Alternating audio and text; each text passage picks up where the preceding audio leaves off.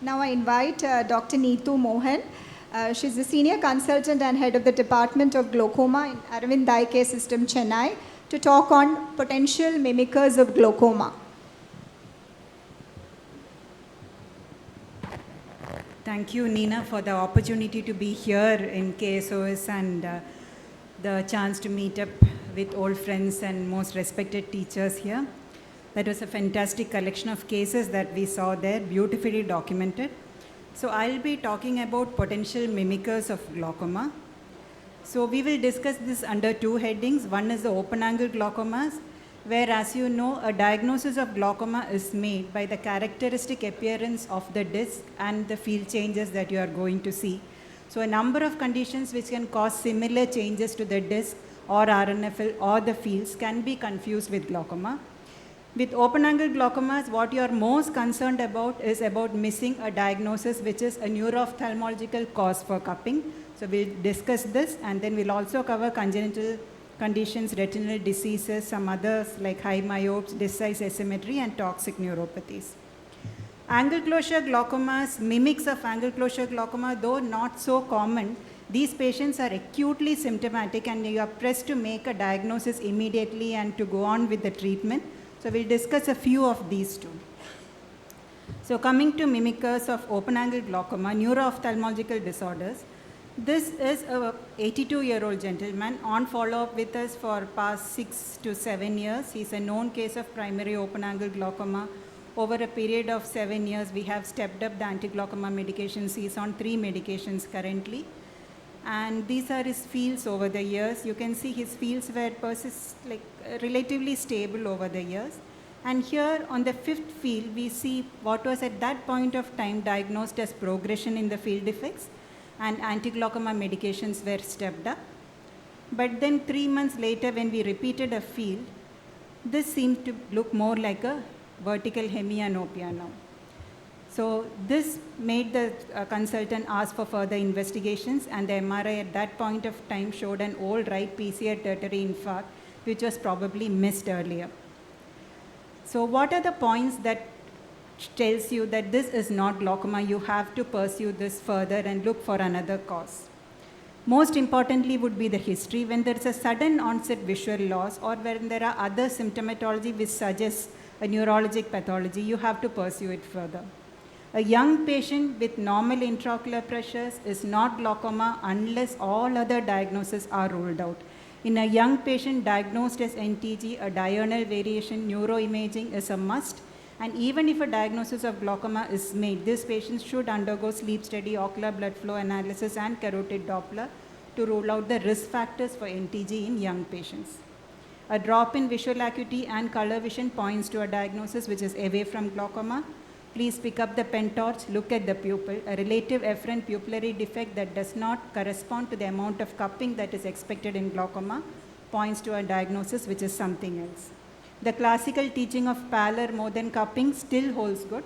But having said that, any IOP spike, even in an angle closure glaucoma or a pseudoexfoliation glaucoma, when you have an acute rise in IOP, this itself can cause a disc pallor. So be guarded about just going by disc pallor. Perimetry, as mentioned, vertical hemianopia, central and centrocecal scotomas are a diagnosis away from glaucoma. And in OCT, you would see more of temporal RNFL thinning and diffuse RNFL thinning in neurological disorders, as opposed to glaucoma, where you would see superior and inferior RNFL loss. So coming to the congenital conditions, optic disc colobomas, optic disc pits, and tilted discs are very often confused with glaucoma, and since many of these conditions coexist with high myopia, it is very difficult to, at that point of time, make a diagnosis of glaucoma. It is good to have baseline perimetry and fundus photographs in these patients.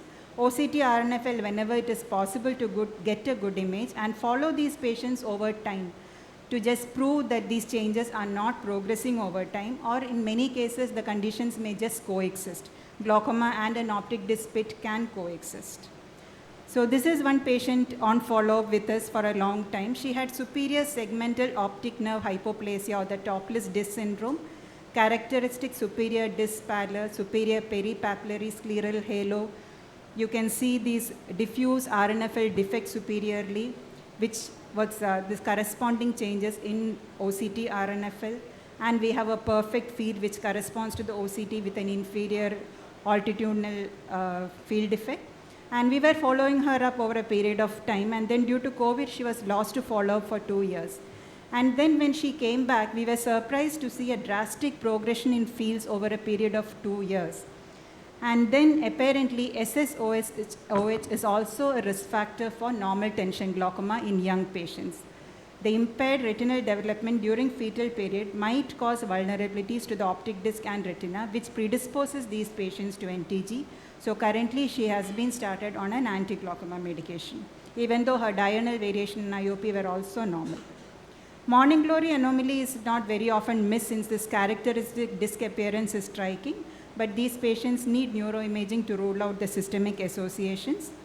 Coming to retinal diseases, it is important to note that rim sloping or pallor or even a retinal nerve fiber layer defect, as you can see here, a characteristic RNFL defect is seen inferiorly, but you can also see sheathing of the vessels there.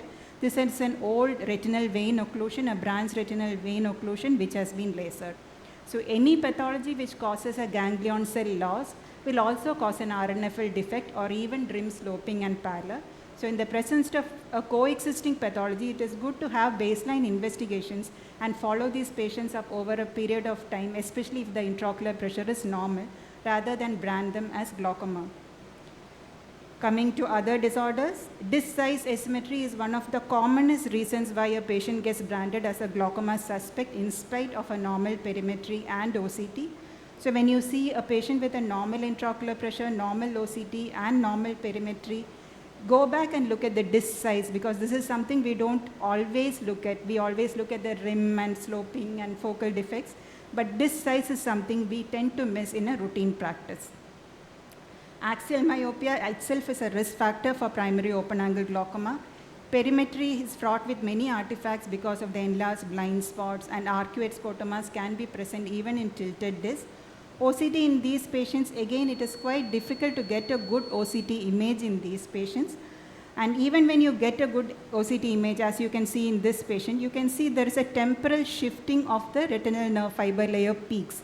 Though you have the superior and inferior peaks there, they are a little shifted temporarily, because of which there is a red disease showing up in the OCT, whereas actually this patient has a normal perimetry, and clinically also the disc is normal with a normal intraocular pressure. So fundus photographs and visual fields are a good way of following up these patients very closely. Mimickers of angle closure glaucoma, anterior uveitis versus acute angle closure glaucoma, we often discuss, and we are clear about this. There is a characteristic history of colored halos, shallow AC, mid-dilated pupil, glaucom flecken, all point towards a diagnosis of acute angle closure. What is more tricky is when you have secondary angle closure due to uveitis, and you have to distinguish this from primary angle closure disease, especially when it presents bilaterally. Can I take a minute, Nina? So if there is a history of photophobia, keretic precipitates and presence of cells and flare, posterior synechiae, presence of a meiotic rather than a mid-dilated pupil, it is worthwhile investigating these patients further by a B-scan or a UBM, where you may pick up peripheral choroidal detachments. And it is important to have a high index of suspicion for this, since the treatment protocol for these two conditions are very different. You do not want to end up doing a YAG PI in a patient who already has a uveitis. Congenital glaucoma is beyond the scope of this talk, but any of the symptomatology of congenital glaucoma can be confused with other disorders, because these patients are definitely not being able to cooperate for a complete examination. So don't go by a single parameter, do the complete set of investigations for congenital glaucoma in all these patients and follow them up over time. So to conclude, be cautious about diagnosing the presence or absence of glaucoma based on a single parameter, and consider the entire clinical picture from the vision to the pupil to the anterior chamber reaction to the fundus photos to fields to perimetry and OCT and UBM and B-scan as and when necessary. That's it. Thank you.